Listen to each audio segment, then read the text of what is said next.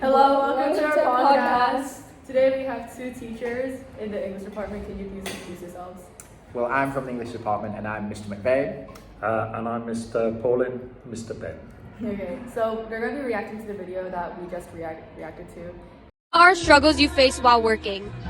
Stress and overwork because we wake up early at about 6 and we finish at 11. So early? Yeah, 6 o'clock because we need to prepare everything for the kids because we're taking care of the kids.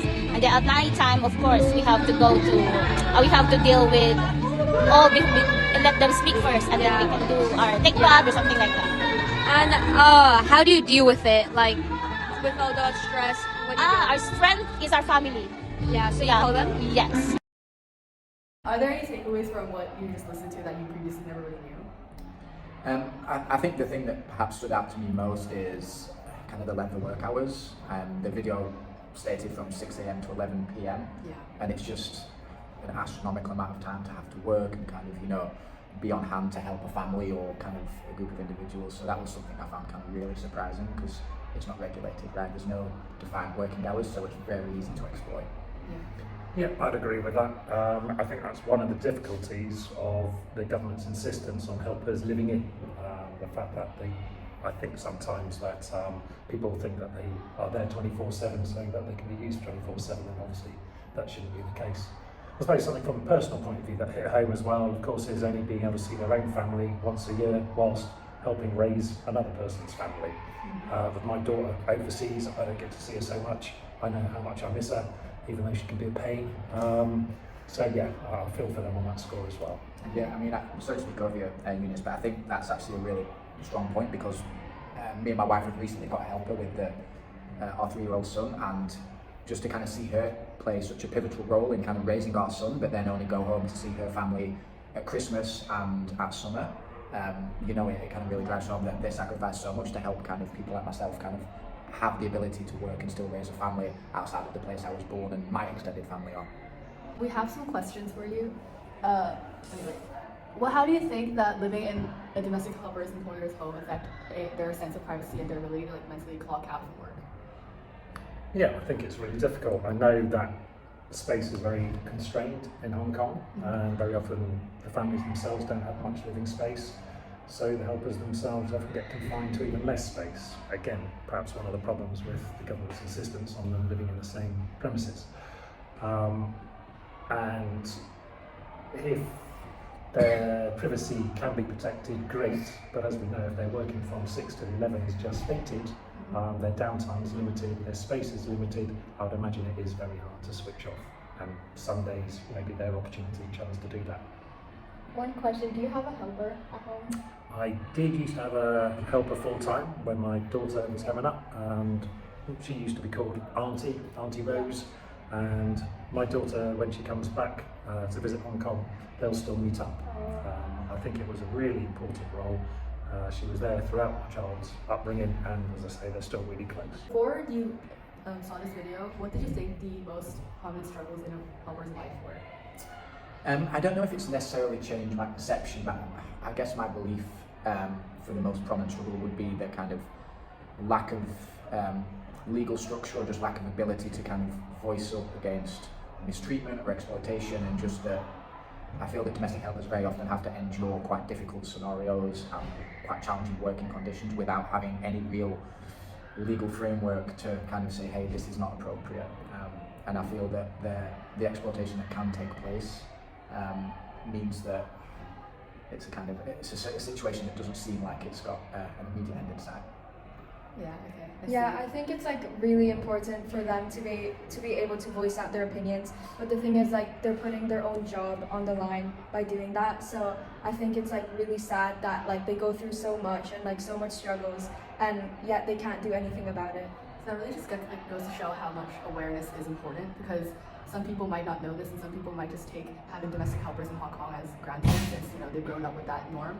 So I think that's kind of the reason we're doing this podcast, in order to advocate for these helpers and to show what they really truly experience as foreign workers in Hong Kong. What do you think are some personal coping strategies that helpers use to deal with homesickness and isolation when they cannot leave the house? I suppose that's one thing I learned in COVID, the connectivity that FaceTime or whatever other tool you can use gives you. When I first arrived in Hong Kong, it used to be a weekly phone call home, really quite expensive and no visuals. And now it's pretty much free whenever you want with the visuals included. And I think that actually, again, speaking to my daughter very often through that format, it's a really nice way of doing it. Yeah. So I think online calls, photos are always kind of nice, just even if you can't speak to someone, you can just perhaps look back over kind of fond memories or loved ones. But perhaps tying to what you explored before, that if someone is working such long hours, perhaps the opportunity to do that isn't as frequent as someone may like. I also think like on Sundays, like how they all come together and they have their own fun time and like have their own leisure activities like singing and dancing. I think that's like really sticks with me, like how all of them can relate to each other and like have activities together. Yeah. Thank you guys. Thank you. Thank you. According to research, domestic helpers in Hong Kong are often not shown fairly in the media, and many reports focus on negative stereotypes instead of their real experiences. This connects to our survey results, where 85.7% of individuals who filled out the form said they were not sure or said no when we asked whether domestic helpers' voices are accurately represented. Hong Kong currently employs over 340,000 migrant domestic helpers.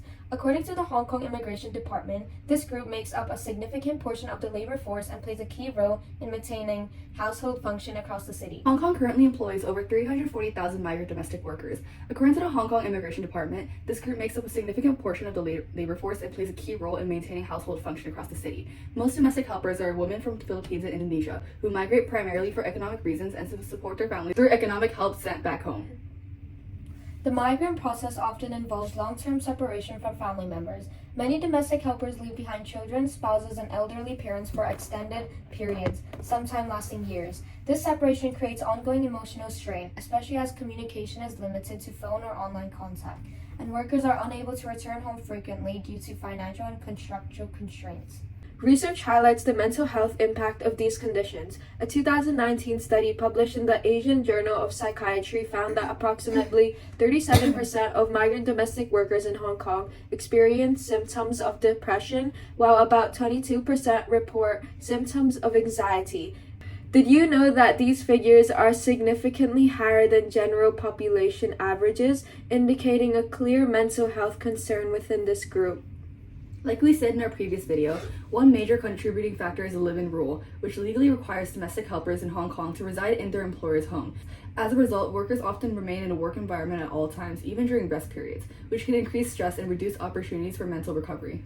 Working hours are often long and undefined. Reports indicate that many domestic helpers work between 12 to 16 hours per day. Because their duties depend on household needs, their schedules can be unpredictable and they may be expected to remain available throughout the day. This lack of clear boundaries contributes to fatigue and increases the risk of burnout over time. Rest days are legally required, with 1 full day off per week. However, surveys conducted by Mission for Migrant Workers show that not all domestic helpers receive their rest day consistently. Some are asked to work instead, while others remain on call. Limited rest reduces opportunities for social interaction and recovery, both of which are important for maintaining mental well-being.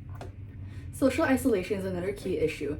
According to Mission for Migrant Workers, around 58% of domestic helpers report feeling isolated. This isolation can result from long working hours, restricted movement, and limited social networks. In some cases, workers are not allowed to leave the house freely, further reducing opportunities to connect with others. Language barriers and cultural differences can also contribute to isolation. Domestic helpers may have difficulty communicating with employers or fitting into the local community. This can limit their ability to seek help, form relationships, or access services, increasing their sense of disconnection. Reports from Amnesty International have documented cases of unfair treatment, including verbal abuse, physical abuse, and restrictions on freedom of movement. Some workers have also reported having personal documents such as passports withheld by employers. These practices include vulnerability and can contribute to psychological stress and fear. Financial pressure is another important factor. Domestic helpers often send a large portion of their income back to their families, making them primary financial providers. This responsibility can create stress, especially when combined with debts from recruitment fees or unexpected expenses. Access to mental health support remains limited. Barriers include stigma surrounding mental health, lack of awareness of available services, and limited time due to work schedules. In addition, some workers may avoid seeking help due to concerns about job security or employer reactions. Despite these challenges, domestic helpers continue to play a vital role in society. They support households by caring for children, managing daily tasks, and assisting elderly family members. Their work enables many employers to participate fully in the workforce, contributing to the overall economy. This is why advocacy is very important. Experts in advocacy groups suggest that improving working conditions can significantly reduce emotional stress. This includes enforcing fair working hours, ensuring regular rest days, and providing clear boundaries between work and personal time. This is why we're doing this podcast. Raising awareness among employers and the public is another key step. Understanding the realities faced by domestic helpers can encourage more respectful treatment and better working relationships. Overall, the data shows that domestic helpers face a combination of structural, social, and psychological challenges. Addressing these issues requires both policy changes and greater public awareness to ensure their well-being is protected. That's why we're making this podcast. We're trying to raise awareness of the struggles of these domestic helpers. Thank you so much for listening. Bye.